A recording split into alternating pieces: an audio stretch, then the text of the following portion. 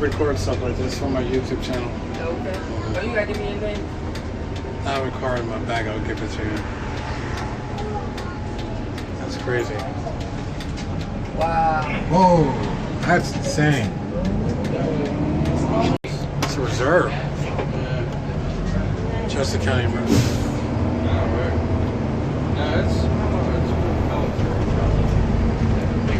Man, I've never seen one of those in person. Interesting.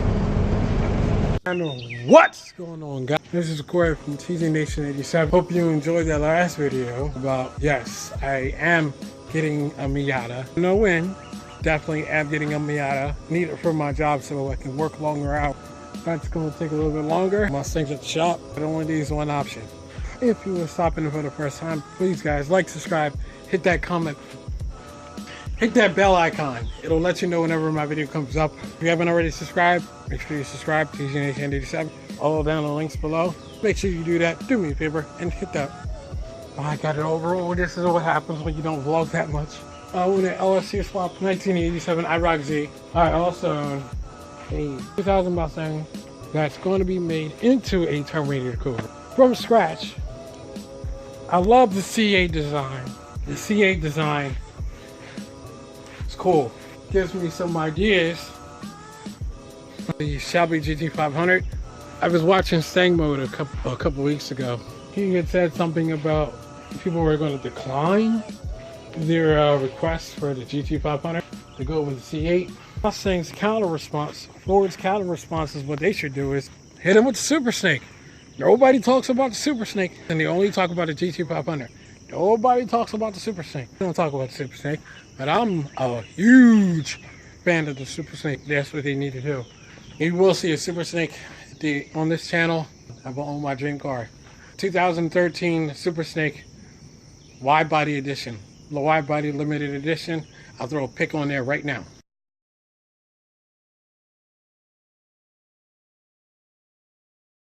Yep, that will be mine. But I'll let you wait for that. I gotta put on a light for you guys. This is my engine, pretty much what I have right now for the LS2. It's pretty much, maybe I should make this brighter. There we go, that's better. Bill, sorry it's a bit dark out. I had a long day of working, saving for the car. A lot of things are being put on hold. We have some orders coming in. Stuff for the fuel line coming in, and some other odds and ends stuff is coming. I already made the orders. That should be in the next video. If not, it should be in one of the future videos, because there are some car shows that are coming up that I want to attend to. That's what I'm going to be doing. Let me get into the meat and potatoes, well, not necessarily meat and potatoes of the video. There's something I want to show you as well.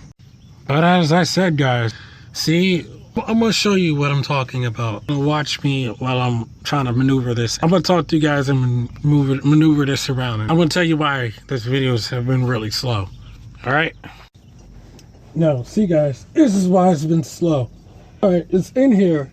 You see, it's not strapped in here, but it's in here. Nothing's holding it up, but when I'm trying to push it back, like, let me get really in here. All deep in here, like, it's hitting something and it's preventing it from moving. And when I put my feet, I mess up a lot when I'm hungry. When I put my hands up here for the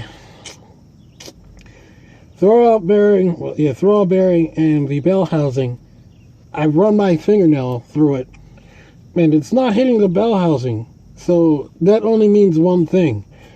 I think the LS2 pilot bearing is too small. I think the input shaft is a bit too big for the bearing, and I think it's just hitting the bearing. If that were to happen, I still can't do it because this bolt back here, I don't have a power tool to get this one bolt off, and when I'm turning it, all it does is just strip, and it just constantly strips and just constantly strips. I can't get this because there is two spacers in there for the throwout bearing shims. There are two shims in here underneath the bell housing. The clutch is here and the bell housing is here, and it's literally like right here, and it's just sitting there. I can't have that sitting inside of the transmission. That'll just destroy the car. will destroy the transmission and the clutch, and I can't have that. Also, tool in there because I tried to get the shims out, and then I hit my finger the wrong way, and it dropped something else in there.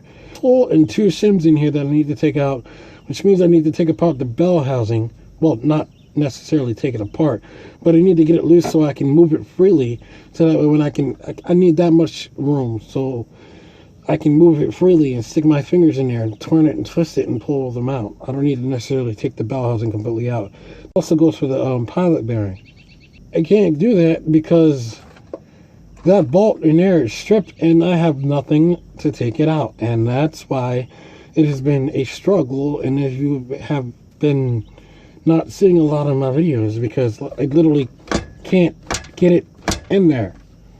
I lift it up and I still can't get it in there. It's hitting there. I even turn it a little bit and it's still not doing anything. I had to cut more of this so I can move this over a bit. It is nothing dealing with this. I do have to cut up here a little bit because one of the shift, like the rods to make the car shift, is hitting the firewall yet again. There's not much that I can do, is why I've been stuck at a standstill. I've been working and it's just, I'm trying, guys, but as soon as I can get like a bolt or whatever, like a thing I can get this bolt out, I can take that bolt out. I have a couple of bearings on the way. I want to get this thing done. So if that means I have to buy a couple of extra parts that I don't need, then so be it. Or I want this transmission connected and back on the ground. So that should happen in the next video, if not a video in the future. But I need to get this connected and I need to get this running. There are events coming up in September that I want to get this done. I want to get this inspected and everything, welded, driving, everything. I need everything done by then. I'm on a time limit, and there's a special surprise also that's going to be in the mix that I want done, that's going to follow, and everything, which will put me at about 610, 620 at the crank. And I want 500 wheel. For right now, I want 500 wheel. That is pretty much why this has into the meat potatoes of the video. Let's get into what I was talking about. There are certain ways that people can drive their car and not have an accident. What I've been noticing a lot more is there's been a lot more freak accidents that's been happening on the road. I want to know, why is that happening? First of all, when you're driving your car, you're always supposed to be paying attention at all given times. Anything should, I don't know, my phone is dying. Anything, you don't know what's going to happen. You should always be prepared no matter what happens. You should always be prepared and, I don't know, always pay attention and be cautious and be aware of the road. You might be a perfect driver, but that driving Miss Daisy, on the other hand, may not. The old lady may not. That first-time driver may not. You know, you're just driving, and then all of a sudden the person that doesn't know can just, boom. You never know what can happen. It's always make sure when you're driving, make sure you're watching out for you and watch out for the other person behind you. That prevents less accidents. Don't speed. You know, you're supposed to do what you're obliged by the rules. Follow the speed limit. Follow the speed limit. Now going to Mexico. Make sure you do that, guys. Make sure you do that. Anyway, that's what I wanted to talk about today. And I wanted to catch you up on the IROC-Z. It's just a short vlog today. But guys, if you are stopping the first time, please like, subscribe, comment down below. If you want to get a notification whenever my video comes up, please guys hit the notification bell to let you know whenever my video comes up. TZ Nation, Instagram, Facebook, Twitter, all down in the links below. Or you can look me up as IROC-Z Nation, all down in the links below. Either or, you type up anything, it'll pop up. Shit, you can even go on Google and it'll type the damn things up. But anyway, guys, my phone is dying. Let me stop this. Wait, hold on. I want to stop to see where I'm at. Guys, I just wanted to let you know about that, and it sucks that there hasn't been much to do on the build yet. Stuff is coming. We go get stuff done. I know how to wire this. One goes to the ground, one goes to the actual PCM, and one goes to the fuel pump. That's simple. So that would be considered as a flex fuel hookup. Something's getting done for that. Something's. Oh, by the way, I don't think you guys seen this. This is what I meant by the fuel line. I ran down this way and ran underneath. Don't worry, guys. It won't snag. It won't snag. I have stuff that make sure that it won't snag. That's it. Hope you enjoyed the video. The time to start is coming for this car. I just wanted to make a short video. I don't want to go a couple of days without a video. I wanted to catch you up on stuff. I wasn't debating upon not making the video, but I was like, you know what? For my subscribers, let me do that. Let me do that for my subscribers. I can't leave my subscribers abandoned and hang and like let y'all hang there for a minute. Oh, that ass in.